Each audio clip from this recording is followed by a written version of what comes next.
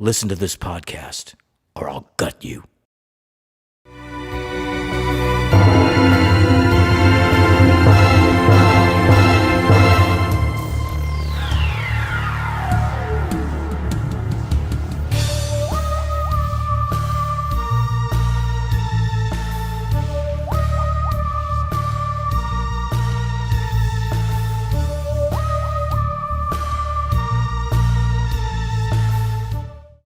Welcome back, horror hounds, to Ghostman and Rivera's Horror Show podcast. Today we're going to be discussing 3 new 2022 films, including the newest masterpiece from Robert Eggers, The Northman. James and I knew we were going to review this film, so we grew our hair out just for this review. Yep, Viking look ready to go. The Northman, written and directed by the great Robert Eggers, who also did The Witch and The Lighthouse, co-written by Sijon, who is an Icelandic author who co-wrote Dancer in the Dark with Bjork and also Lamb from last year. Yeah. The synopsis is it's an action-filled epic that follows a young Viking prince on his quest to avenge his father's murder. It stars Alexander Skarsgård, Eric Northman from True Blood. He also played a Viking on True Blood, so this is pretty cool. He played Amleth the Northman. Nicole Kidman as his mother, the Queen. Ethan Hawke as his father, the King. Claes Bang as Uncle Fjorner. Anya Taylor-Joy as Olga of the Birch Forest. The great Willem Dafoe as Helmir the Fool. And, of course, Bjork as the Seeress. It's an excellent cast, big budget, all in very good use here. Oh, yeah, that's a fantastic cast, and I think everybody did a great job, even in the smallest of roles. You could tell that this is like a bigger budget film just based on the cast alone, because Robert Eggers has worked with some of these actors before, but it's always in much smaller locales with much smaller casts. Like The Lighthouse is just 2 people. I think there's I don't know, did somebody drops them off at the beginning, right? I think. Oh, yeah. But like there's really only 2 people in it, and the witch is only that little isolated family. So you could tell just by the sheer scale of the cast that this is a much bigger budget than anything Robert Eggers has had to work with before. Having said that, it doesn't feel like a step up in budget, and I don't mean that in a negative way. I mean that in the sense that The Witch and The Lighthouse had the perfect budget to tell the stories that they told, and they never looked like low budget to me. So people saying, oh, this looks so much higher budget. I'm like, no, it doesn't. It just has the budget that's more appropriate for the scale, but it still has the same look, the authenticity of something like The Witch, I would say. Yeah, it never looked overly extravagant or, like a spectacle. No. It was like really grounded, but it did have some spectacle in it, like some spectacular kind of shots and everything, but it was always very grounded, no matter how mystical it got. Yeah. And that's what I liked about it. And no matter how brutal it got, it still held on to its emotional core. Yeah. And that's what surprised me, that a Viking epic with that's so brutal and having an emotional core like this. Has a really good emotional core. It's what drives so much of the film. And you said one of the things that you described is the mystical aspect of it. This movie, like everything Robert Eggers does, I was telling you this, I feel like a lot of everything that Robert Eggers has done has like the pull and power, like the primal power of ancient legends, something that's been here longer than we have. You see it in movies like The Witch and The Lighthouse and this. And what I liked about this movie is that, like The Lighthouse and like The Witch, it really takes you back in time and plugs you into a different era. There's a certain level of authenticity here.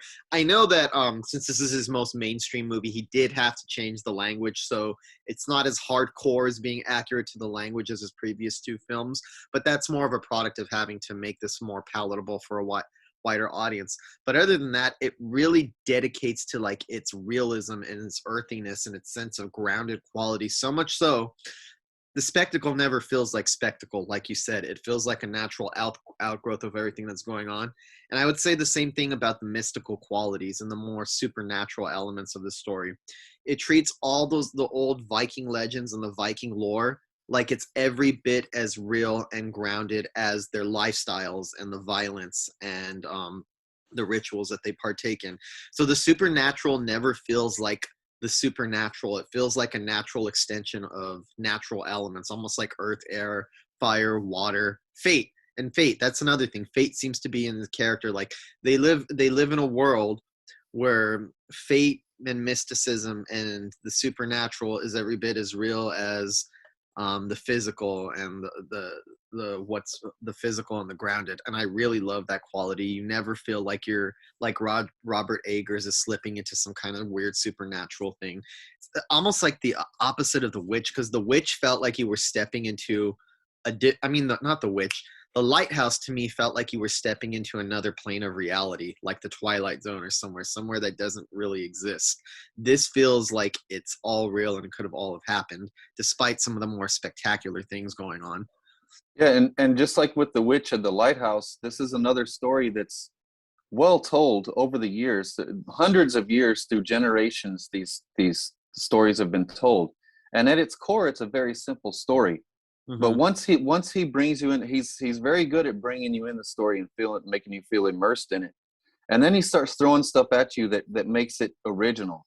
It's these centuries old stories being told in such an original way, but he brings you into that world where you're so into it, and then he starts throwing the original stuff at you. Like there's some scenes that really stand out as veering away from the standard revenge story. Oh, definitely. And like you said, the story is pretty simple and straightforward, but I don't think the characters are simple or straightforward. That's where some of the complexity comes from, is the characters themselves. Yeah, definitely. And like every Viking movie, you have to start up with the Viking ships heading toward a kingdom. Mm-hmm. But this one starts out, it's a son eagerly awaiting his father. So you get the visuals of these Viking ships coming in, and then you see the father-son relationship, and then right away it goes into the rites of passage for the son, where the fool Willem Dafoe is kind of in charge of this ceremony where him and his father go through these rites of passage where they act like animals. And in this particular one, this particular clan acts like wolves. Mm-hmm. And then you see another ritual later on where he acts like bears, where he gets with another band of Vikings. I think that that really taps into the more primal qualities of Vikings and the Viking myths, is the pure savagery and the brutality. And it seems to come from a place where a lot of Vikings wanted to feel in touch with nature. Like in this film, it's part of their ritual to act like wolves. And you really see it in Alexander Skarsgård's performance. There's something feral and animalistic about his performance when he starts howling. There's a scene where he literally starts commanding wolves and howling with them.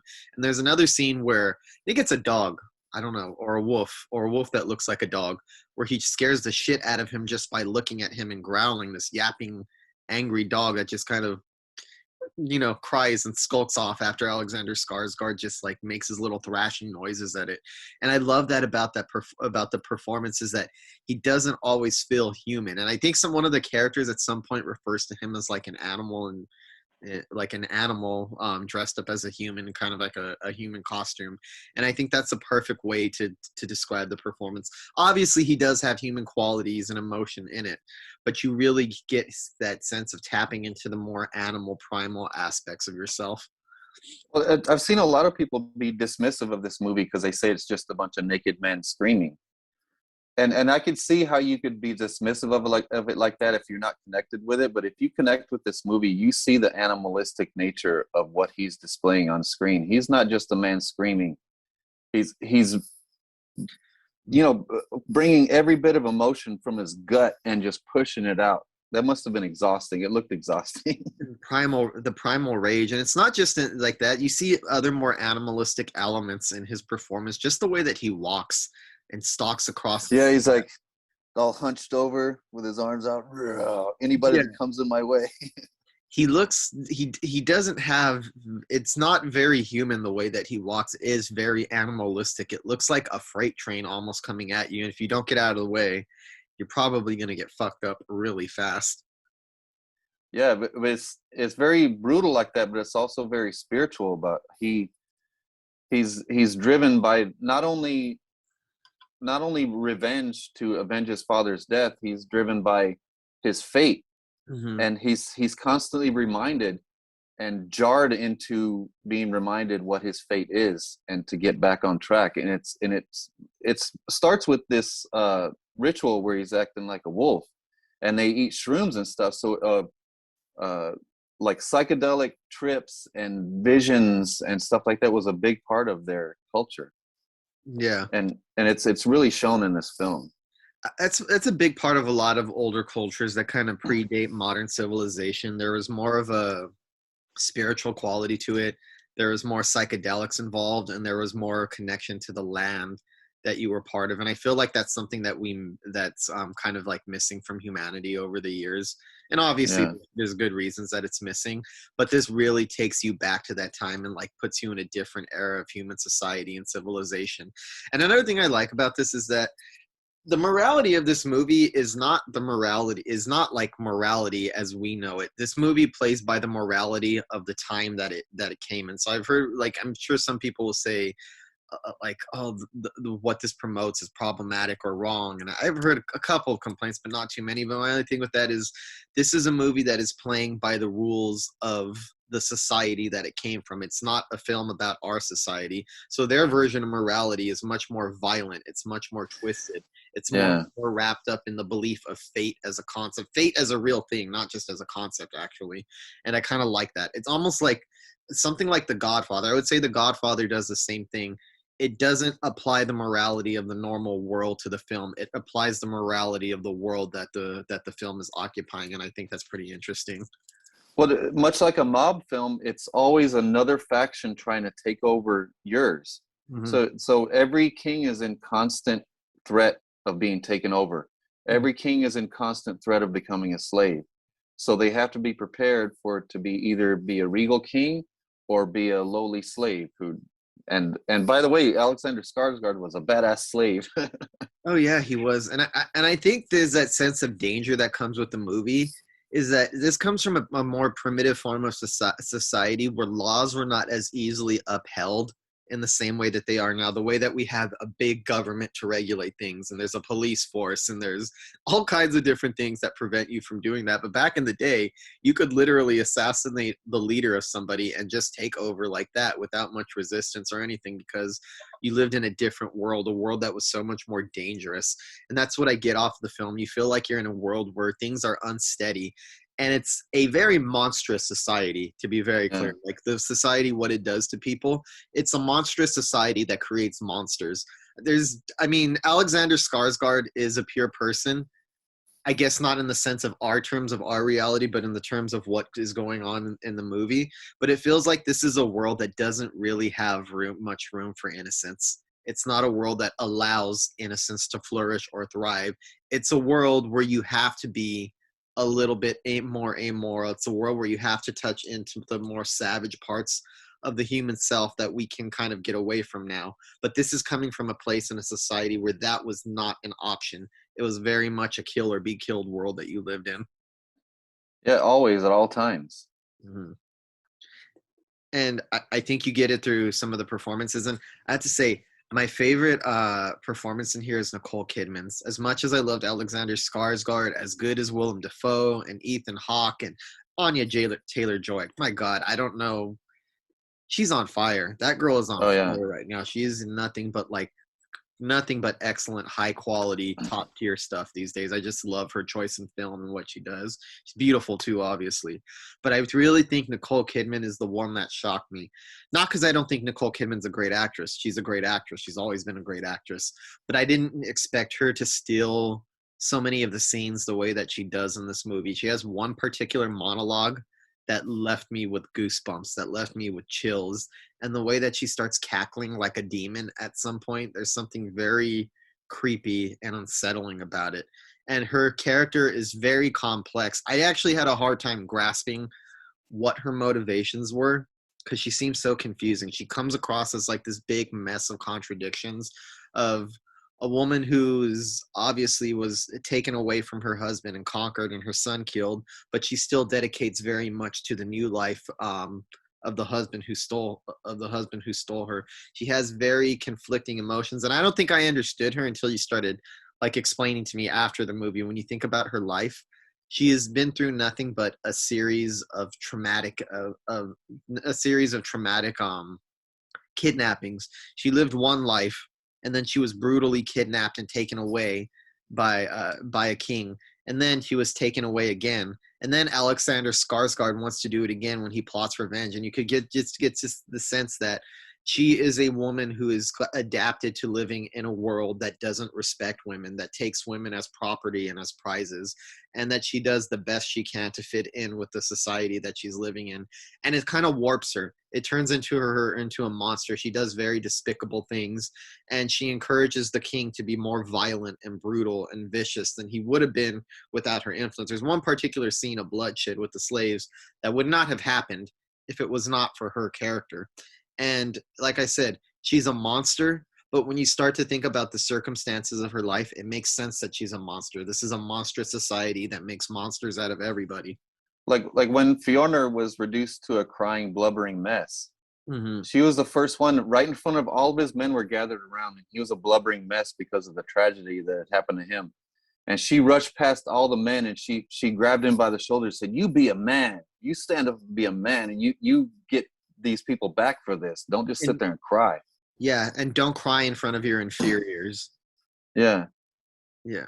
And I think that scene with Nicole Kidman, like she was saying, like, all you big dumb Viking men with your revenge and you're wanting to take over kingdoms, all that shit means nothing to me. You just sit there and you men just toss me back and forth from one to the other, and you never think about what my needs are. And then you come to me, you dare to tell me that you're going to save me? Fuck you. You know, she was, I could feel that anger coming from her. But for me, that was one of two defining scenes in this movie.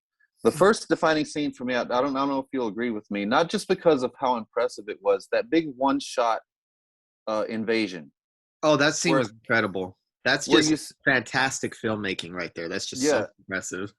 You start on them just rolling a Viking boat, and then the whole sequence is great, even leading up to that one shot where they have the very visual. It's another ritual, like I told you before, where he's with these men.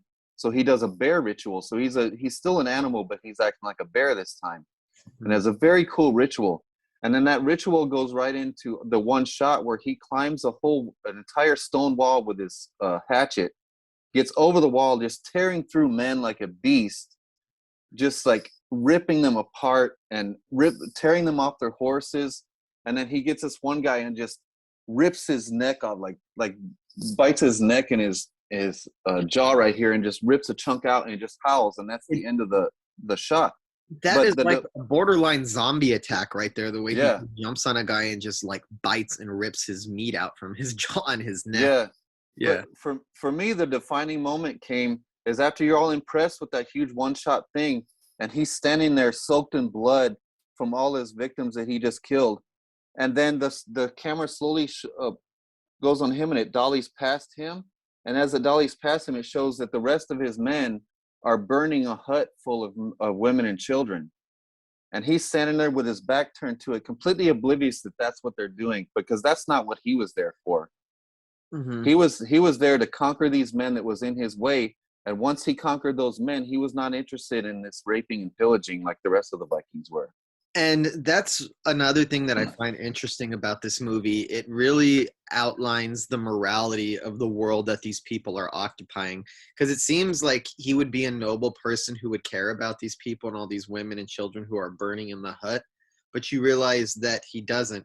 And from his point of view, you understand why he can't, because he doesn't have the luxury of caring about that. He doesn't have the luxury. He only has his revenge. The only thing that he has to look forward to is that. I also find that very interesting, and I don't know what it says about us, but I loved the violence in this movie and the brutality, obviously. On a base level, it's entertaining, and it's just so eye-catching. And I mean, I don't like going back and forth why we like screen violence, and I don't really feel the need to justify it, because it's not really the same thing as violence in real life, because I abhor violence in real life. But I find it very interesting that as exhilarating and as shocking and as brutal as some of the violent scenes are, and there are scenes in this movie where I was like, Jesus, like I could feel myself physically reacting, there was nothing as disturbing as that shot holding on the hut while all you hear from inside is the screams of women and children as it's burning down. I actually thought that was the most disturbing part of the movie, the part that got under my skin the most, that made me feel the most uncomfortable, because Robert Eggers doesn't cut away from it. He really kind of goes for it and lets it really sink in how shitty the world is that this movie is occupying. Really good. It also reminds me of this Russian war movie called Come and See. You should check that out sometime, because it's kind of about the brutality of war and the inhumanity of war. And there's a very similar scene where a hut is burning down while people are inside kicking and screaming. Well, Yeah. it's especially since you're fully invested in his journey through this battlefield. Mm-hmm. Like you're in awe of the whole one shot. You're in awe of the brutality. You're in awe of his sheer like passion and rage, and then you're kind of focused on him, and all of a sudden the focus goes off of him to that hut. It's so effective because it just jars you into like the reality of this situation. It's no longer this big tough guy tearing through a bunch of other guys, a bunch of other warriors. It's a group of men just completely terrorizing this village. Yeah. And earlier you mentioned the spectacle. That whole sequence is a spectacle, but it never feels like a spectacle. It just feels like you're watching people storm a village. It doesn't have like the quality that so many blockbuster films do with their action scenes, and like they're trying to exhilarate you. Not that this isn't exhilarating, it is, but it's exhilarating because you feel like the camera was just dropped into the era and you're watching things just unfold. There's no, for all of the formal brilliance, and it is formally brilliant, that just one camera shot that they do it all, there's such a natural, unforced, unfussy quality to the spectacle and the action.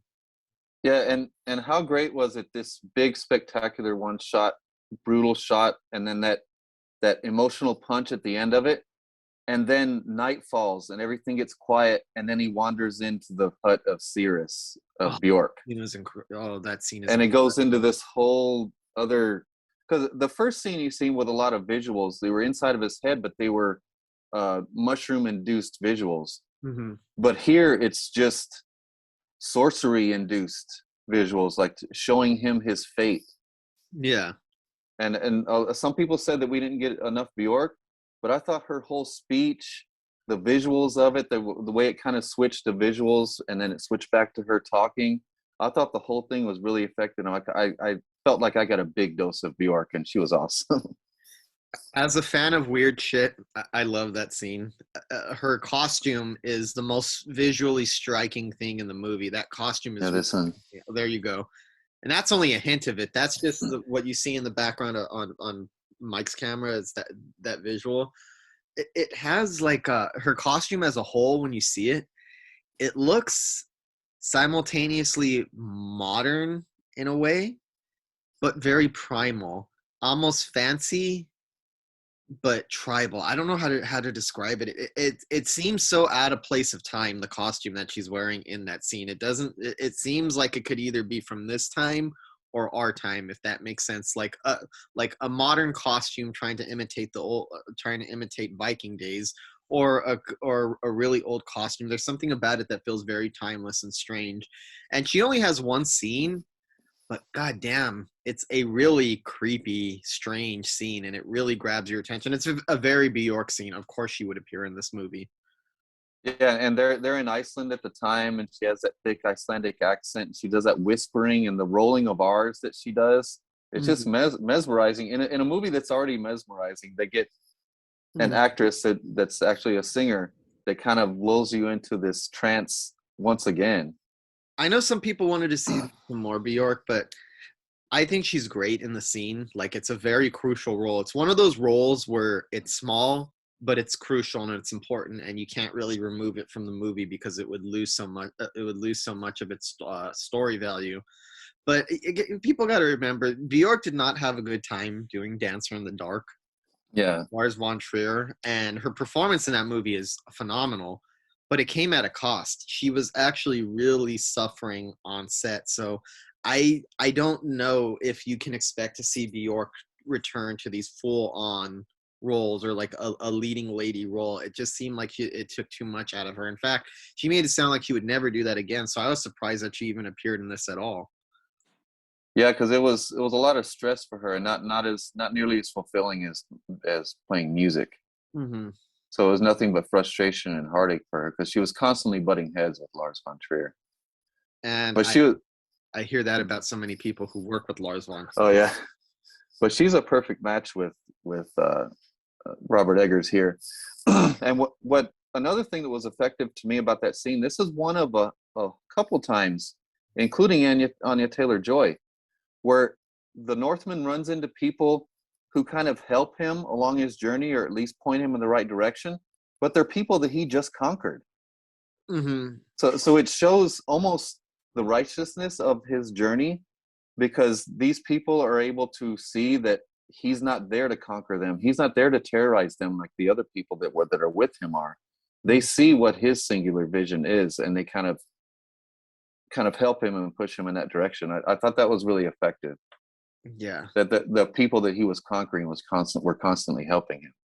Yeah, I like that too, because they were able to see his true intentions. And like I said, this exists in a world where morality is so fractured and the world is so violent and wrong that I think people do things that don't seem justified to us, but in the context of the time that the story is taking place, it makes a lot of sense. And I love that. I love like seeing a movie like this, and this is what Robert Eggers does so well.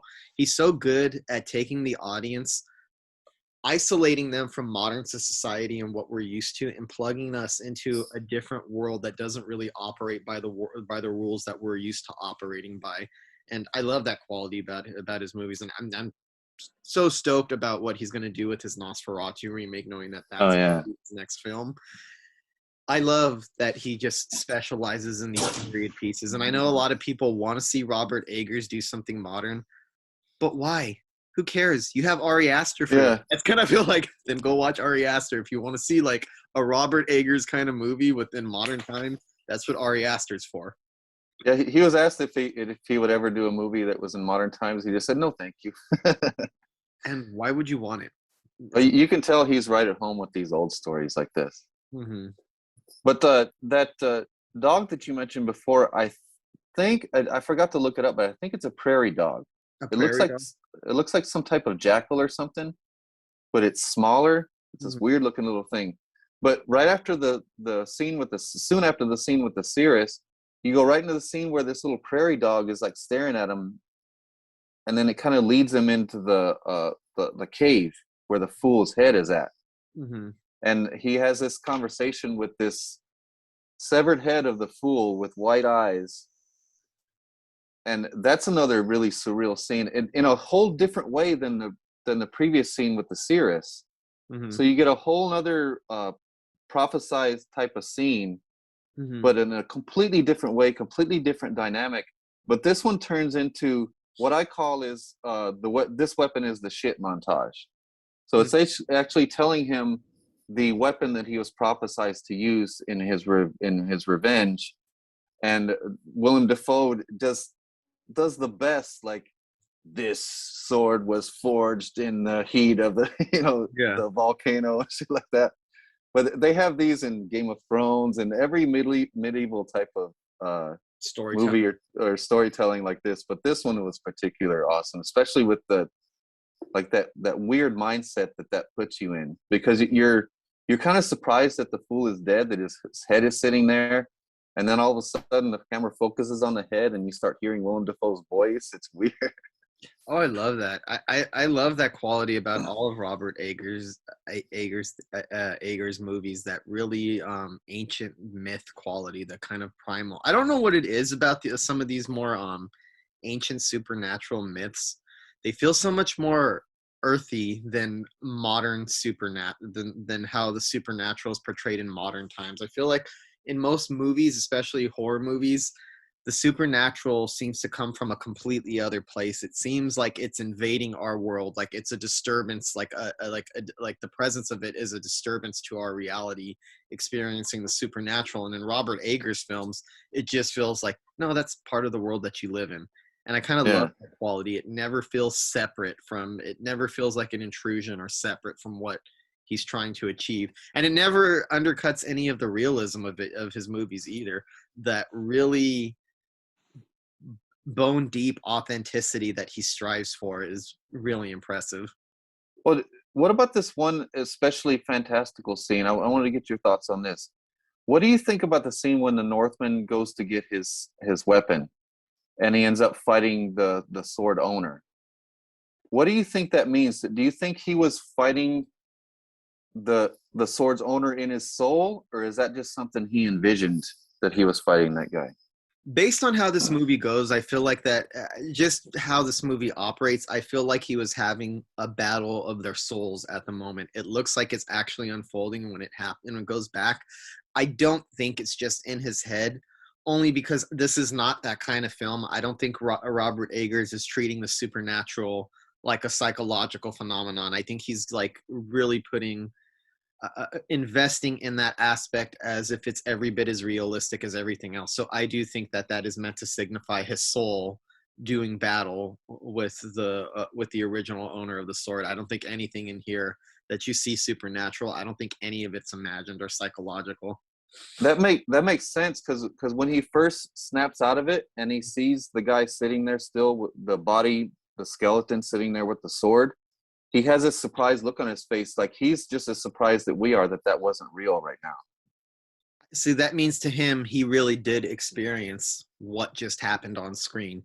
Maybe not in the physical realm, but it did actually happen, and it happened to his soul. And you could even see it with that kind of that Viking riding off through the sky, that this movie's really committing to its legend and its mythology and its lore. I don't think it's taking it as hallucinations or psychological or anything like that. Oh, yeah, that Valkyrie scene was beautiful. Oh yeah, it's excellent. Just the Valkyrie just taking him on their horse, riding him through the cosmos. Ugh. Yeah. I think out of all of Robert Eggers' 3 films, I'd say, like you said, it's the most accessible. And I think it'll appeal to a wider audience than The Witch and The Lighthouse. But it's not too far removed from the kind of movies that he already does. It just has a slightly more mainstream feel. And I think that comes from the brutality and the action. I feel like violent brutality in action films is always going to be a mainstream thing, no matter what context you put it in. The masses always love to see a good action scene or violent brutality portrayed on screen, especially in times like this when you think about the popularity of something like Game of Thrones, which is huge right now. I feel like this would appeal to a lot of people who like Game of Thrones in a way, only because I wouldn't call this a fantasy movie, but it feels like it could be labeled a fantasy movie, and that wouldn't be wrong. You know what I mean? So, yeah, because the fantastical that it explores is all inside of the characters. Mm-hmm. I think that's what it is. But it's there. It's not an outward fantastical world. The physical world he's in is very real. Mm-hmm. But the world with the sorcery and their souls and stuff, that was all very fantastical. Yeah, it's not like the type of fantastical where there's dragons and like strange mythic creatures that you've never seen really like invading the screen. It's more fantastic in the treatment of its sorcery and its magic and the witchcraft and the Viking lore. But I think just that aspect alone, the brutality in medieval times, gives it its mainstream edge just because that's popular right now. Now, there's something that surprised me. I took my son to see it, and he turns 21 this year. And he started telling me that it's not as brutal as he thought it would be. And I've heard a couple other people say that they cut away from some of the brutality, and I realized that I've showed him one too many horror films, because the level of brutality in some of the horror films we see, we're so used to the action happening and not having to visualize it. We're used to it going in close and getting that gore up close. Mm-hmm. But I think you and I can watch a movie like The Northman, and even when the violence goes off camera, we can still feel it, and we still feel like we can see it because of Robert Eggers' filmmaking. Like the ambush and the decapitation in the beginning. Mm-hmm. It's a 3-chop decapitation, which shows how weak the guy wielding the sword was, which showed me. And the other thing that showed where 2 chops were off camera, and then the 3rd chop that chopped his head completely off, that was on camera. So I can see they cut away from the brutality there. But also on the rugby scene, I love the rugby. That's what it was, rugby, right? Like an old version of rugby. Some type of where they're all in the battle. That's where his brother gets attacked. Yeah, where Fjorner makes these slaves get together. He picks the strongest slaves and has them fight amongst each other with this. I call it animal rugby match. But it finishes with a headbutt kill, and he's headbutting this guy until you can hear his skull crushing. You can hear his brain smashing, but all you see is one shot of the Northman's head rising up into frame, and each time it rises up into frame, it gets more soaked in blood. So I felt like I could see that whole thing, even though they didn't show it. I think the sound effects sell that scene enough. I don't know if actually looking at it would add anything more to the movie. And to be honest, as brutal as it is, I could see how some people would be like, it's not as brutal as I thought it was going to be. Especially if you watch movies like Us and you're more desensitized. I think it's more brutal than your average mainstream movie.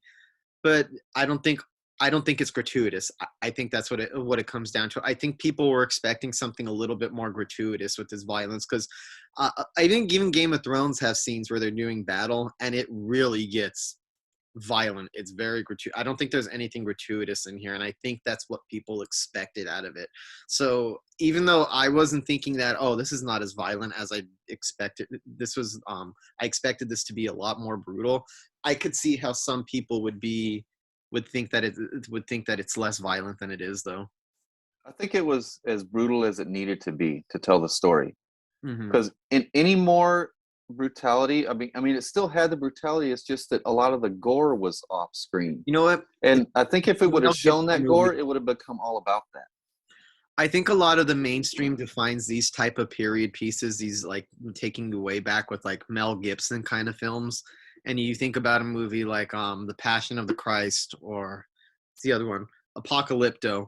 I think people were expecting that level of gore and brutality. You know what I mean? Because Mel Gibson is one of those filmmakers that does not cut away from anything at all. Where if Mel Gibson were to make this movie, it probably wouldn't be as cool with all the supernatural stuff, but it would probably be more brutal. I think that's what people wanted. Yeah. People expected out of it. And what I love is after this, that brutal headbutt kill, right?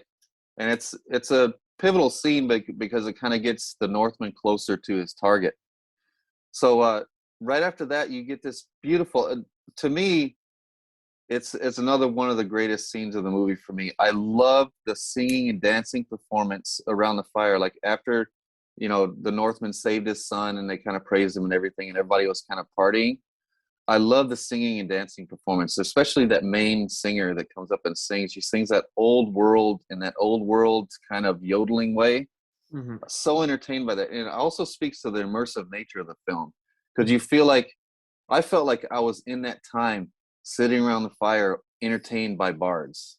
That's what it felt like to me, just sitting in a theater. That's why it's so important to experience this movie in a theater, because moments like that just made me feel like I was sitting there around the fire. I could almost feel the warmth of the fire as that lady was singing.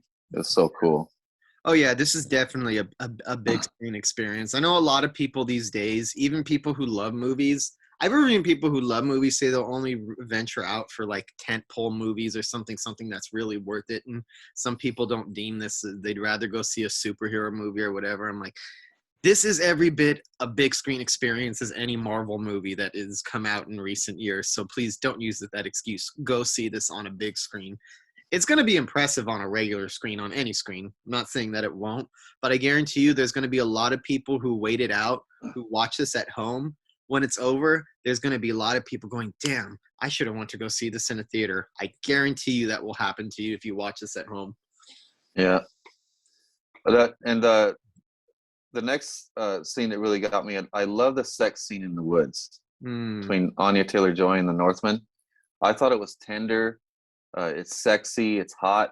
And I didn't expect a tender love scene in a Viking movie. I'll tell you that much.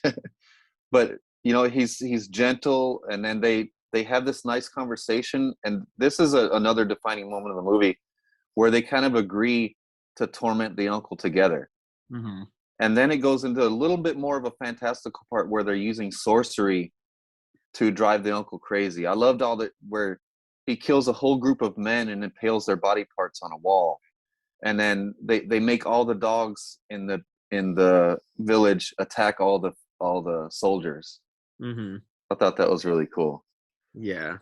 But that whole thing leads into the big Nicole Kidman scene. That's just it may be the best scene of the movie, actually. Yeah, for all of the mystical and all the weird and all the supernatural shit and all the bloody violence and the brutality, and all of it spectacular, I was a little bit surprised that the best scene in the movie might just be a straight up monologue. Yes. The monologue is the best thing in the movie. And there's something about the way that Robert Eggers lights people's face, because when she gets to the part where Nicole Kidman starts to seem a little bit more sinister and her cackling, there's something demonic about it. And I think it's the way that she's lit and the way that the fire is reflecting on her face as she's cackling and letting out her cackle. So even that scene has a vaguely mystical supernatural bent to it. I can't put my finger on why, because there's nothing overtly mystical or supernatural going on in that scene. It might just be the lighting of it that I think that might contribute to it. It might just be the soundtrack and the feeling, and it could just be Nicole Kidman's performance is so in line with what's going on that it kind of like feeds into that. But it feels every bit as strange as the actual strange scenes do, and I don't think it's even designed as a scene that's meant to weird you out or anything like that, but it does. It almost embodies his heartache and his inner torture at that moment. Mm-hmm. Because that was one of his only saving graces, that he was going to save his mom. He kept repeating it through the whole movie. I'm going to save her. I'm going to save her. And then he gets there and realizes that she's part of his heartache, you know. Mm-hmm. And at least she says that she never even cared about him, that she wanted him to be killed, Mm-hmm. that she prayed for him to be killed. Oh, And you know what's weird about that? I don't know how truthful she's being in that scene. I think I get the feeling that she means what she means every word that she says, even if it's not true. Does that make sense? yeah. Because she's contradicted. This is another, like, when she's describing how happy she was and just describing her reaction to being taken over, to having her husband killed and her son killed and being kidnapped and taken again. She's talking about that, but we saw that scene earlier and she didn't have a good reaction to it. She seems horrified and she's screaming when she's being kidnapped. But yet when she's delivering that monologue, she's saying, I wasn't screaming, I was laughing, which is not true at all. And for all that what she's saying is a lie, it feels like her intentions are true, if that makes sense. Like, even if she didn't do it at the time, it's how she feels about the situation now. And I think that's what's interesting about her character. Even when she's lying and saying these really mean-spirited, vicious lies that are there, that seem like they're just there to cut her son down, she's so she does it with such conviction that there's truth to it, despite it not being true. Yeah, it really makes you feel that scene so deeply. Mm-hmm. Because you're following him through this whole thing and you're waiting for this moment, and you think it's going to play out a certain way. The Northman thinks it's going to play out a certain way. And then when it doesn't, you're kind of in shock. I had the same look on my face as the Northman did, probably. Like in shock and all, like, what did she just say? I had the same reaction. I'm going to say it right now. Give Nicole Kidman the Oscar for this movie. Best Supporting Actress nomination. To me, this has to be in the bag. If the Academy does not give it to her for that, or like, I mean, obviously there's going to be other movies so we can't see. At the very least, this deserves a nomination. If the Academy doesn't do it, I have to question their legitimacy. Yeah, she commanded that role. And not just in that scene either.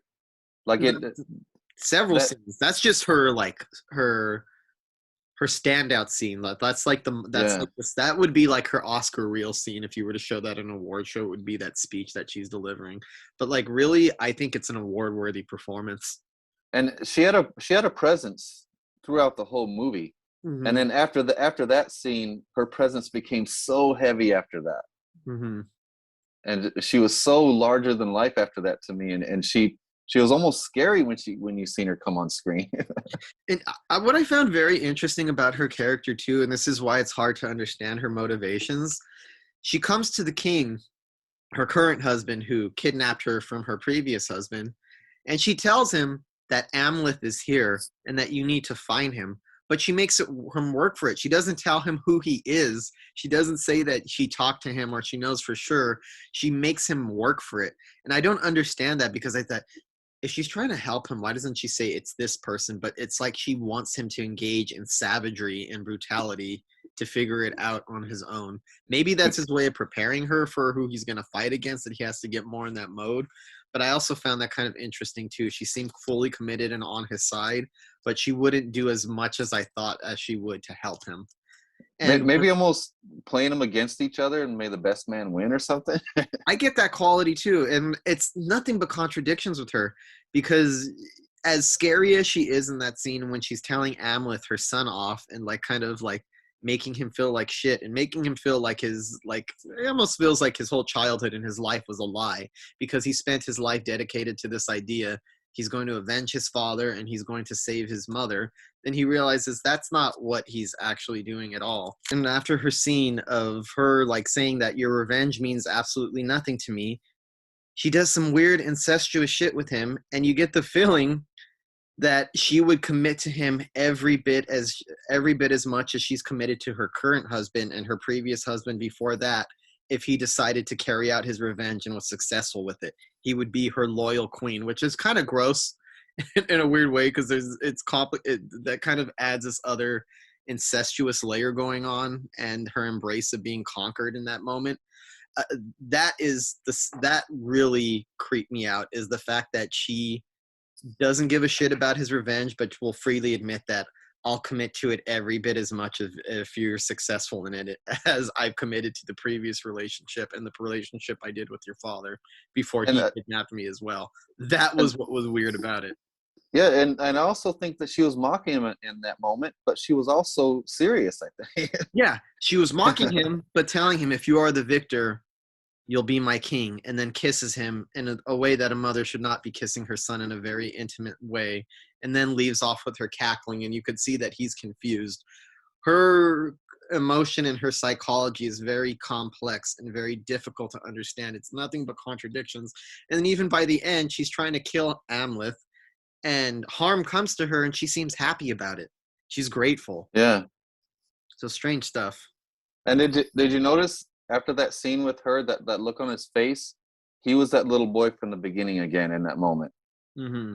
Like he went from seeing all this brutality, like larger than life, like he could tear through any man.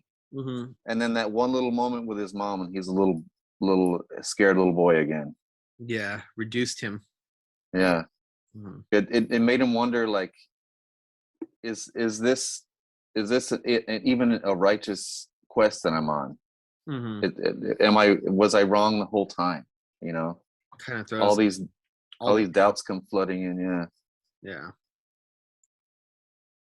But we've discussed multiple scenes leading up to this, and even before the climax, I would have been satisfied with a great Viking epic movie. But then you get the whole scene the whole sequence that ends with "Meet me at the gates of hell." Like, I'm not even going to go through the details. Just so impressive, and such a way for everything that happened before this to culminate in one scene, and then let loose in the finale on top of a volcano of all things. Yeah. Awesome scenes. Really epic way to close the movie off too. Yeah. So I think Eggers is one of the few directors who can satisfy the horror nerd or the sword fighting action nerd in you, and then still gives you a wholly original and exhilarating experience in a story that's been told thousands of times over centuries, and it still makes it feel fresh. Yes, he does. Yes, he does. Great stuff. And to me, at this point, I just Robert Eggers might be the best filmmaker of his generation. Of the filmmakers to come out in the last decade, I'd say he's probably my favorite, the one that's most impressed me with his career. And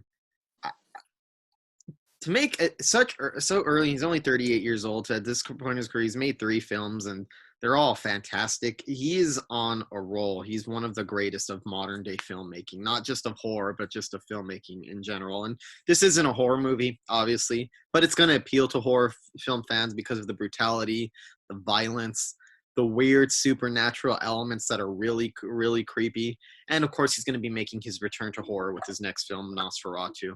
But yeah, go check this movie out. If you like Viking films, you're going to love this one. If you like violent historical period pieces, you're going to love this movie. If you like the brutal modern fantasy, you're going to love this movie. And if you love Robert Eggers' previous films, you're probably going to love this movie too. Yeah, and if you think you know what you can expect from Robert Eggers, he always gives you more than what you expect. Definitely. Because there's a quality that permeates through all his films, but there's also a stark contrast between each of them. Mm-hmm. Each one feels vastly different from the last one. Yeah, because like the witch is so atmospheric and creepy and gets under your skin and very like folk horror. And then you get this one, it's like larger than life Viking epic that's fantastical and emotional and brutal. And sandwiched in between is one of the most strange, surreal art films of recent years. Yeah. That's actually, everybody says that all Robert Eggers films are art house films. And really, The Lighthouse is really the only one that feels like an art house film to me. I think in the sense that The Witch is generally regarded as art house horror. And I think it's just because the quality of the filmmaking, and I think that's kind of a funny criticism of it. Oh, it's just art house horror. I'm like, why? Because it's really high quality filmmaking and it's fantastic score and beautiful cinematography and artfully filmed and attention to production design. I always find that that's a funny criticism to label it. At it. I feel like The Witch gets called art house mostly because it's so damn artistic. I'm like, is that a bad thing? That it's as artistic as it is? That it's as well made as it is? I don't know. I even had somebody say that there's so much dialogue and character development. How dare he? I know. And here's what, and I know we go off on this around, but this is what most bothers me about the art house horror, or what they call elevated horror. And we use the term too, just because that's the modern term that's being used to describe it. But I don't really think that term is proper. I think art house horror, it's something that's existed for a very long time, long before elevated horror became a thing. Oh, yeah. All these movies like The Witch and Hereditary, to me, this is the impression that I get off of the type of horror films that they're trying to be. To me, they're aspiring to the artistry of horror films like Rosemary's Baby or The Exorcist or The Shining, or even something like, a lot of like the 70s, early 80s horror before, because a lot of people would a lot of horror fans will define horror by 80s horror, which is very fun, and I love 80s horror, but I feel like a lot of the 70s horror was catered towards adults. You know what I mean? There was an art quality to it, like movies like The Omen, The Exorcist, Rosemary's Baby, and The Shining. To me, this newfound art house movement is trying to get back to those types of horror films that horror fans normally idolize. I don't view it as this new phenomenon of horror films thinking they're fancy or trying to get complex. I'm like, no, those movies existed in some of the best 70s horror movies, and what they're trying to do is recreate that for a modern era. So I don't really get the elevated horror criticisms, because to me, they just, these like seeing Hereditary and The Witch, I was genuinely shocked before I became used to how people respond to things at the reaction that those movies got. Because to me, when I watched them, my first reaction to The Witch, to Hereditary, to films like that is that, oh shit, horror fans are gonna love this. This is the quality of films like The Exorcist and Rosemary's Baby. This is getting back to some of the most the styles of some of the most revered horror movies ever made. And when I hear boring, slow, pretentious, I don't get it. I don't understand the backlash against so-called elevated horror, because all it is art house horror that is trying to be better, which is nothing wrong with that. I love B-movie horror. I love exploitation. I love all of that. But I don't really understand this criticism from a lot of horror fans, this need to shit on anything that tries to be any kind of horror movie that tries to do anything that's not base level. Yeah, if The Exorcist came out today, they would say it's too slow and boring, too much of an That- art house film. and that's what I get. I'm really convinced that the people who love I've come across a lot of horror fans on social media who will love Rosemary's Baby and The Exorcist, but shit on Hereditary and The Witch. My reaction is like, if The Exorcist came out today and you'd never seen it, you would think it's boring, elevated, slow art house horror. You would think the same thing of Rosemary's Baby, and it's why I don't comprehend the criticisms of these movies. I really just think that they're horror films that are in the tradition of 70s horror, of 70s artistic 70s horror. Well, people seem to have an attitude that if there's one type of horror, then it dismisses the type that they like. You can like all of it. You can like schlock, and then you can like elevated, you know, horror. movies like this, like art house horror. There's room for all of it. Yeah, and I think it's a broad genre. So I just wanted to say that I don't understand the criticisms because it feels like you should love these movies if you like The Exorcist and Rosemary's Baby and The Shining. I don't see how you could like those movies and appreciate the style and the aesthetics of those, but this is pretentious and boring to you. I don't get that. Yeah. It's like they get an idea of in their head about what horror is, and if it deviates outside of that, then it's no longer their horror. Yeah. But I digress. Go out and watch The Northman. Please watch it on the biggest screen possible and buy it when it comes out. Buy it on 4K, Blu-ray, DVD, whatever your format is. Just watch this movie and check it out. It's awesome. It appeals to horror fans. It appeals to cinephiles. It appeals to action fans. All of it. Metal fans too. If you're a metalhead, Oh yeah. the movie is fucking metal. The next two movies are much smaller movies that were just added to Shudder, but along with The Northman, we wanted to do two brand new movies that just came out. The first one we're going to discuss is Virus 32.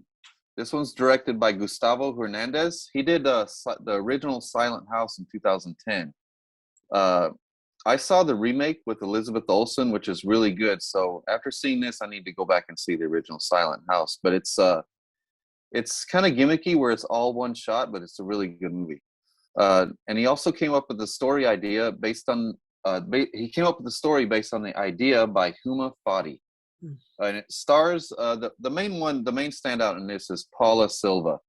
She's surprisingly a newcomer, but she has a look that just jumps off the screen, and her acting, you felt every emotion that she felt. So this is a really small movie with a brand new actress in it, but man, she really owns this role. It's an Argentinian horror film about a security guard, Iris, and her daughter who must survive a virus outbreak that makes the infected hunt down the uninfected because the only thing that calms them is the fever is killing. Their only hope of salvation comes when they discover that after each attack, the infected seem to fall into a 32-second trance of calmness and stillness before charging again. Now, besides Paula Silva, the main star in this is the camera work. The camera work is done by Fermin Torres. This is one of his first feature films. Do you believe that? That's hard to believe. You know what this reminds me of?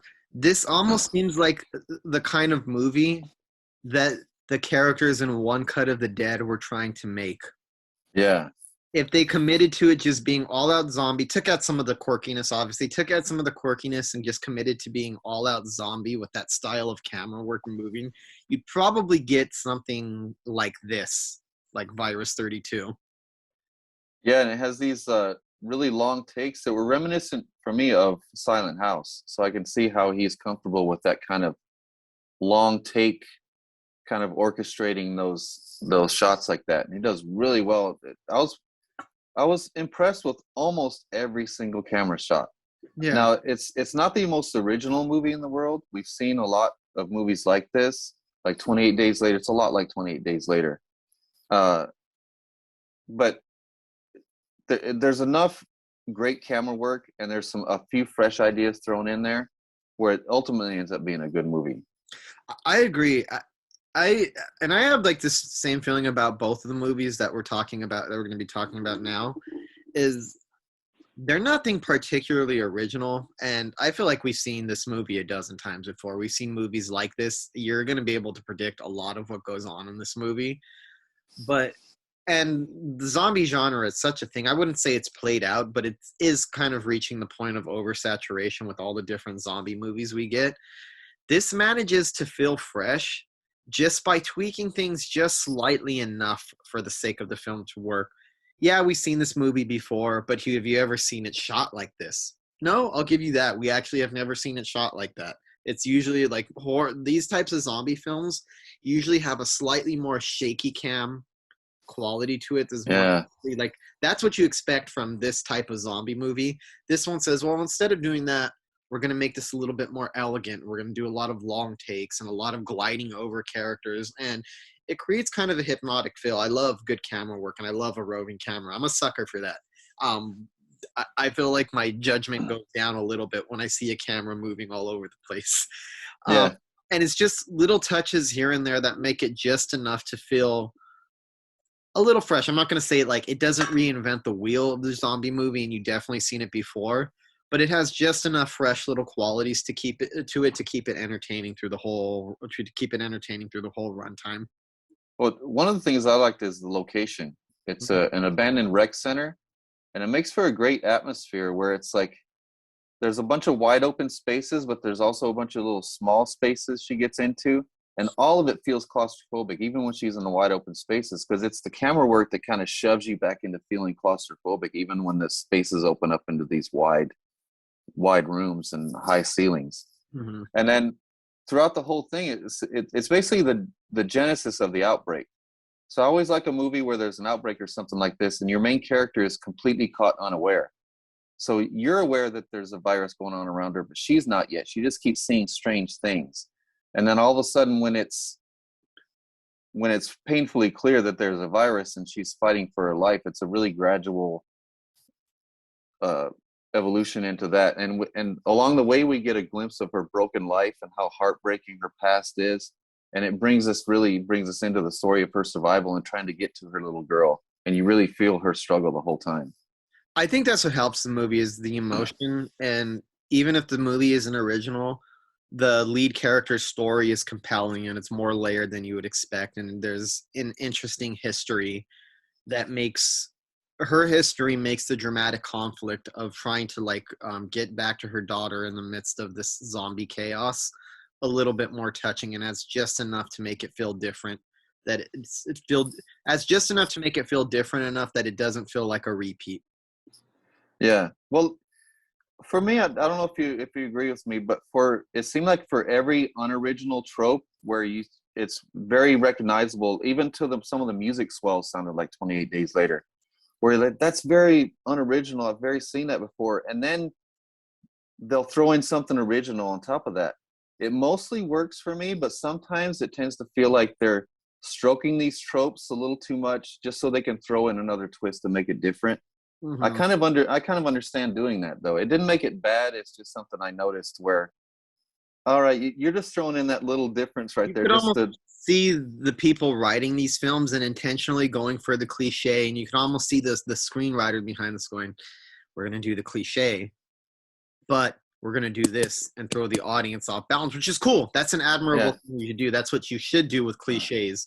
And it mostly works, like you said, but there are a couple of times when you get the feeling, and I guess it's going to be different for everybody, but I definitely got the feeling that I could sense the screenwriter massaging this a little bit to try to squeeze something fresh out of something that we're used to and that we've seen before. I could feel the conscious effort of the filmmakers massaging these cliches just to ooh, we're gonna blow it up in your face. Ooh, I bet you didn't expect that. Oh, you've seen this before, but you didn't see it like this. Oh, you think it's this way, but it's actually this. And that's good. It's an admirable thing to do. But it is occasionally noticeable here.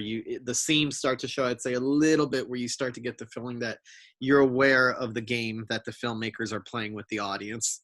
That's what I was gonna say. Even when you know it, and when you realize it, you kind of appreciate it that they're making that effort to make it different, Yeah, and you know what? I would rather have them make the effort and it be occasionally a little bit too obvious than to make no effort at all and just say, you know what, forget it. This will get released anyway, so we're just going to just do the usual cliches and call it a day. This doesn't do it, so that alone is admirable. So I was like, I see what you did there. Good job. Yeah. But I like how for me, the smarter the zombies are in a movie like this, the more dangerous they feel to me. So in this one, the zombies can open doors. They can lie in wait for their victims. they can use cunning to find someone, and I thought that was an extra threat, especially it's this singular character, and she's separated from her daughter, so it's these two singular characters, and you're hoping nothing happens to each one of them on their own, and then when they find each other, you're hoping that nothing happens to them together, because the gore, that's one thing about this one, the gore and the violence is unyielding, and you feel like the main character is going to be consumed by it at any minute, and it feels mean. So since it feels so mean, you feel like they're going to get her any minute. They're going to get that daughter any minute. You know what, one of the last scenes where they're going through the hall and trying not to alert the zombies and walk slowly, it reminded me of that dumb movie that we watched not long ago, Hall. But yeah. It's that type of scene where you're trying to sneak by zombies without them noticing you and creeping very quietly, and then it kind of leads out of control. I wish they would have done that in Hall. What happened here in that scene when they're creeping across the hall very, very slowly. That's kind of what it reminded me of. But yeah, it's a satisfying movie. It's nothing original, but it is entertaining and it's engaging.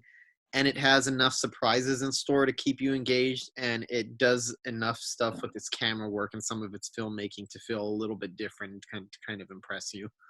Yeah, for me, even if the rest of it sucked, just the camera work and the performance of the main character is enough to make it worth a watch. Yeah. But for all this going on, it's not the most original, but at the center of it, the main character's struggle for survival, it's always engaging, and especially when she's separated from her daughter. So that's all I asked from a movie like this, and it delivered. Agreed. I would give it a recommend. Not a masterpiece, not a great movie by any means, but certainly worth a watch and a very worthwhile effort from the filmmakers. And that brings us to The Cellar, the comeback of Elisha Cuthbert, who was in House of Wax, Captivity, Girl Next Door. It's written and directed by Brendan Muldowney. This is his fourth feature film, but his first horror film. It also stars along with Elisha Cuthbert as Ian Mackin. He was from The Hole in the Ground, and he was Megan Fox's husband until death. Abby Fitz plays the daughter. This is her first feature film. And Dylan Fitzmaurice Brady was the son, and it's his first feature as well. Elisha Cuthbert stars as a mother whose daughter vanishes in the cellar of their new home in Ireland. In her search, the dark history of the house is revealed, and she must battle a powerful ancient entity that is controlling the home or risk losing the souls of her family forever. And this is another one. This one feels very familiar as well. I've seen a lot of these things before, but again, like the last one, it had a lot of original things thrown in to make it, but I thought this one was a little more rickety than the last one. Yeah, I have strange feelings about this movie. I'll be honest with you, I didn't expect to like this movie, and I was a little bit skeptical going in. I ended up enjoying it. Yeah. So I can't really say why, and this is like a weird feeling. I don't know if you've ever had this where I enjoyed it while I was watching it, and it ended up surprising me in the sense that I thought I wasn't going to like it, and I ended up being engaged with the whole movie. But I would understand if some horror fans hated this movie and they thought it was really bad. Like, I get it, if that makes sense. Like, I wouldn't argue with this movie. Even though I enjoyed it, this is not a movie I would debate people on. If you think it's crap, I could kind of see why. But for some odd reason, I felt engaged with it. And I have a hard time understanding why, because like the last movie does some interesting touches to make it more engaging. Like the filmmaking is a big part of what kind of bolsters it. I don't think there's anything very new or spectacular here that we haven't seen. But it's done well enough. I don't know how to put it. I ended up being engaged through the whole thing while also recognizing why a lot of people would think this is bad, and I can't even figure out why I enjoyed it. I feel like I enjoyed it more than I should. In fact, I feel like this is the type of horror movie I usually really wouldn't like, but I enjoyed for some reason. I don't get it. I found myself a handful of times like I shouldn't be enjoying this as much as I am. This feels very familiar. Yeah, you know what I mean? The same thing. And I was thinking, and why am I enjoying it this much? Because it's not like they're adding any wrinkles to make it different or original, but it ends up being a pretty watchable movie at the end for some reason. Well, for me, it kept being a mixed bag, where right away I thought, okay, this is familiar.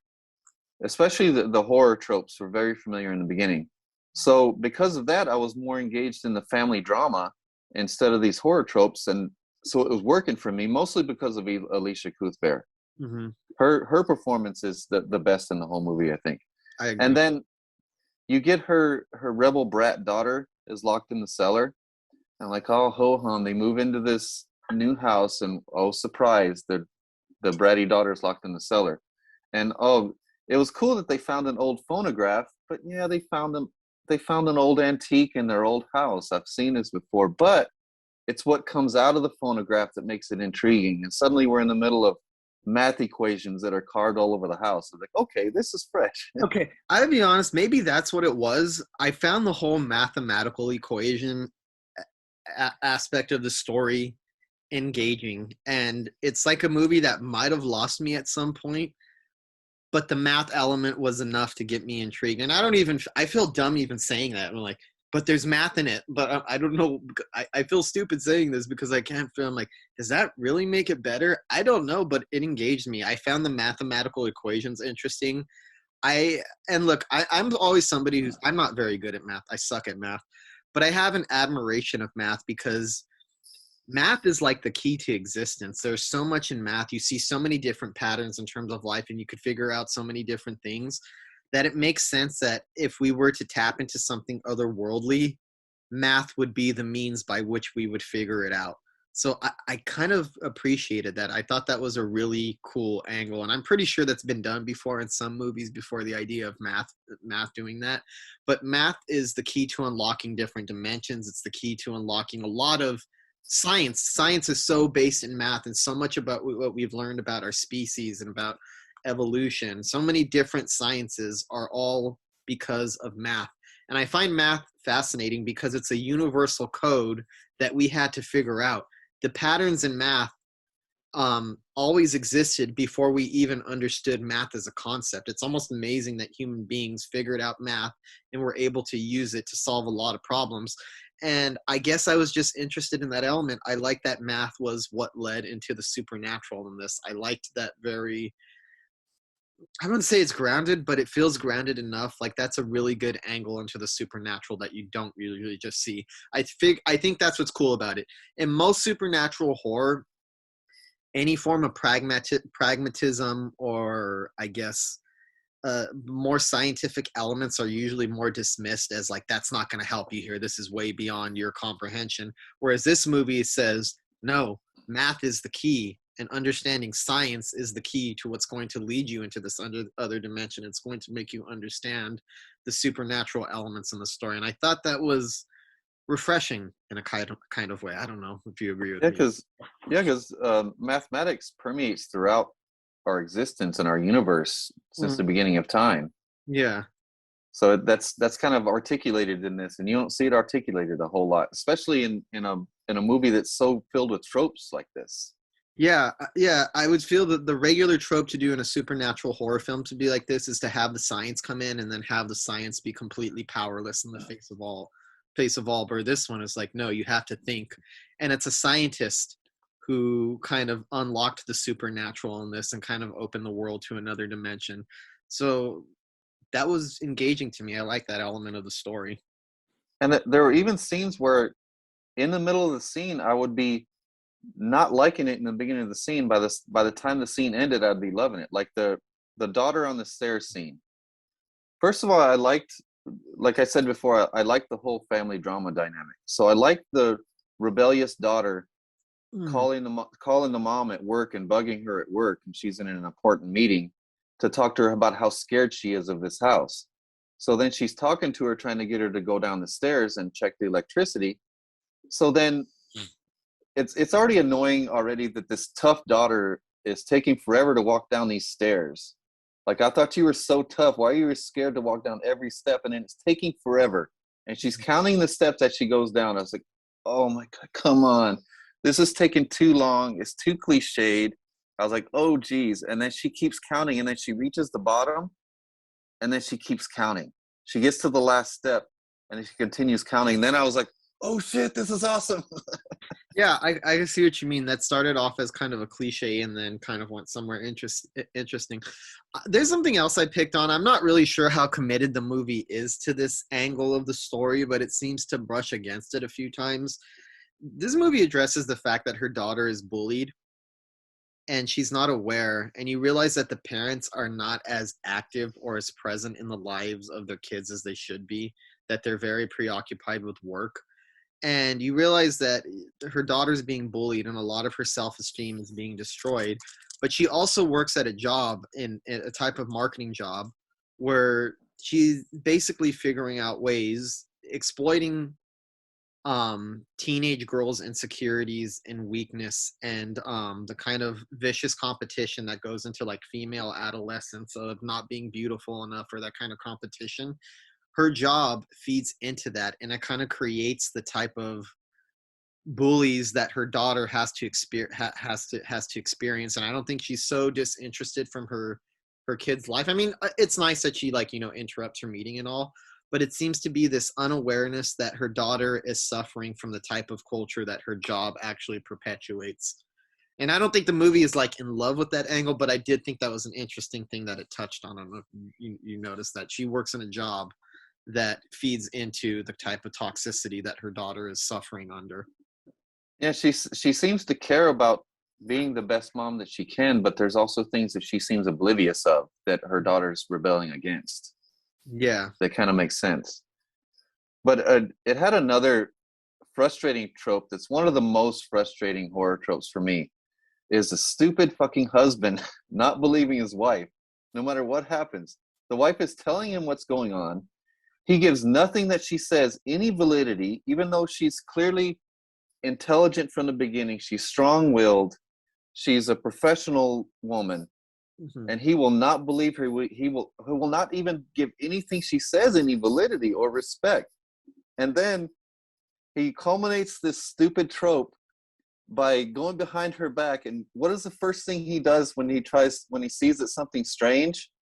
He runs at the steps with a hammer and starts trying to smash them. Such a perfect explanation of that stupid But he's trope. also the more oblivious of the two parents. He also didn't really seem to care that his daughter was missing. I had to be honest. There was like a scene I was like, what the hell is wrong with this guy? Where I know that the mom isn't the best parent, but you get the sense that she tries a little bit, that she makes more of an effort. This guy is complete dunce. He's clueless, and his reaction was, well, my teenage daughter is missing. She's probably just mad, and she'll pop up at some time. I'm like, what the hell? If my daughter was missing, I would be like, my teenage daughter, who's not an adult yet, was missing. I don't know. I'd be like, oh, I don't know. She'll pop up. You know how teenagers are. I'm like, what kind of shit is that? Like, it's almost like he thought she was in the wall somewhere.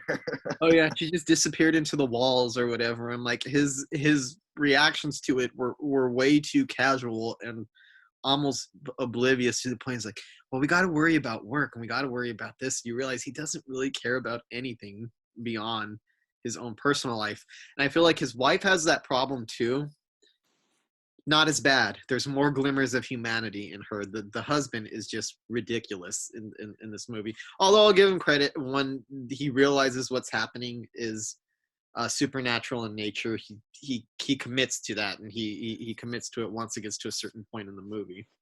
Yeah, but even that pisses me off. Like, oh, now you're gonna commit, asshole. You wouldn't listen all the and you're not gonna apologize to your wife for disrespecting her like that.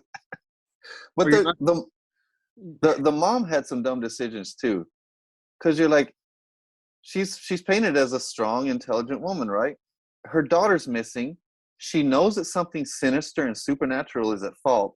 She still plays that fucking mysterious phonograph while the little boy is out of the room unsupervised. Oh, that part actually annoyed me. I was like, if you were her and you were convinced that there's something sinister or otherworldly going on in your house that kidnapped your daughter, and it was tied to this phonograph, wouldn't you keep your other kid within your sight, within your vicinity at all times? Like, I would not let that little boy out of my sight if I had the feeling that something was snatching my children into some kind of abyss that exists in the house, triggered by this phonograph. But no, let's turn this phonograph on while my kid's in the other room. And by the way, he already almost disappeared off early in the movie and did something weird where they had to like pull him back. And they were still stupid enough to leave him there again. Yeah, they put on the phonograph again while their son is flying a drone through the house. And he flies a drone through the cellar right as they're playing the phonograph.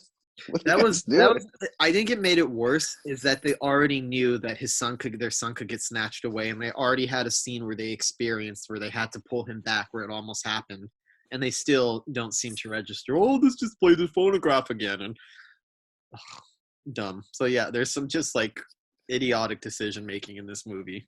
And then sandwiched between those two dumb phonograph scenes was the very cheesy reveal of what the demon was. I'm going to go ahead and say it's Baphomet.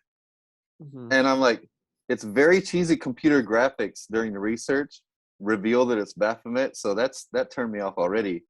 And then when I see this Baphomet, I'm like, have we run out of devils to use in horror movies? You have to go all the way back to Baphomet that's been used since the 60s. I mean, that's what I found weird. They found an original angle into the supernatural by treating the supernatural as a pragmatic thing, as something that can be confronted by science and math, and that being the key. And then to do something that fresh and then to go back, but we're just going to stick to the cliche of like the old demons like Baphomet. I'm like, you found a new interesting angle to the supernatural. You couldn't find a new demon too or something different. Yeah, but during all this that I had a problem with, and mind you, these past few scenes that I just described that were so dumb and took me out of the movie, I was still enjoying it the whole time. Yeah, I enjoyed it. Like, and then I'm gonna have a hard time with this recommendation because I know some people who will watch this and be like, well, you thought that was a good movie? I'm like, well, I enjoyed it. Where I'm gonna like recommend it with like some caveats. I recognize the flaws in it, and there's a part of me that feels like I enjoyed it more than what I should have enjoyed it for reasons I still don't get. But I liked it, despite all that. Yeah, I like that one little scene with this right after they play the phonograph again, and the boy flies his drone into the cellar, and they kind of get him back out of the cellar, and they think they saved him, and they think he's all good, and he just talking regular, and all of a sudden they said, what happened down there? Oh, I rode the beast with 7 heads and 10 horns. I was like, ooh, that's pretty cool. Yeah, that was one of the creepier moments of the movie, and the smile that he gives, I was like, oh, your son is gone. But yeah, that's probably one of the best moments in the movie. And then I personally love, I know it can come off very cheesy, and it did kind of come off cheesy here, but I love when there's a build up to this ancient demon, and then the demon actually, a personification of the demon actually shows up, and he's got the horns and everything. So I was loving that. But when Baphomet attacks, it could have been really scary, but did you notice how shitty the sound design was? What were those footsteps? It was like a kang, kang, like a metallic sound with echo to it. If they would have had a big booming sound like his foot falls on the floor, that might have been scary, but the sound design just totally killed it on that part. They might have tried to been going for something otherworldly and less physically real. Yeah. How much is it work? Is kind of the mileage is going to vary from viewer to viewer, but yeah, I think they were going for something a little more supernatural sounding in the footsteps. Yeah. Typical clop, clop, clop. But it's not scary. No. But I see what they're trying to do, though. But it approached something good so many times. But for me, much like Virus 32, some of the overly familiar tropes are kind of distracting, but often feels completely unoriginal. But this one had flashes of creativity, some original elements, a great central performance by Elisha Cuthbert. She's always good, but not as ultimately satisfying for me as Virus 32, but still worth a watch. It's not as satisfying as Virus 32, but I think it's very telling that we spent more time talking about this because what it gets wrong is interesting for discussion. True. How it contradicts and how it seems so in opposition to the things that it does right. So for some reason, even though it's not as satisfying, I think there's more to discuss here than Virus 32. Virus 32 is very like straightforward in its goodness and why it's good. This is like, you have to think about why it works when it shouldn't work. When there's so many damn rickety elements to it that you still end up enjoying it despite all of that. Yeah, I think this one's more bold. Yeah. Yeah. So definitely worth a watch. I'd recommend this one. Even though, I mean, I talked all kinds of crap about it, but I was still entertained. Yeah. So check it out. Don't hold my word to it. I don't want to come back in the comment section, people telling me, oh, that was a stupid movie. I don't know how you could have recommended it. I'm warning you, you might think it's stupid, but maybe you'll enjoy it like me. I enjoyed Yeah. it. And there's some things in there that are definitely not stupid, especially the mathematical element to the supernatural. That was not stupid. I thought that was really cool. And didn't it feel a little bit like You Should Have Left with Kevin Bacon? I think it had some of the same problems too. I think a little bit. I'd have to watch that again. I guess it's because this had like a math element where that had more typical stuff that you would expect in this type of supernatural film. It like hews closer to what you expect. I think this one had just an interesting enough wrench to make it different from what you would normally expect. And it is fun to see cliches at the same time. Yeah, and it's fun to see Elisha Cuthbert again. I really like seeing her. Yeah, she needs to do more movies and get back into it. Definitely. They're both worth checking out.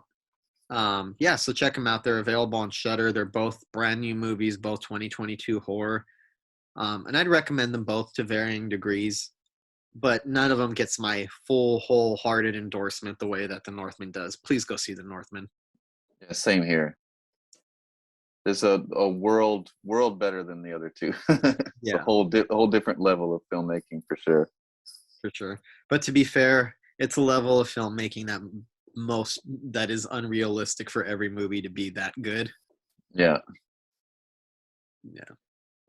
So Robert Eggers has done it again. So keep up with us. Follow us on all of our social media. Facebook.com/Pickles Horror Show. Here you'll get funny memes, courtesy of Mike.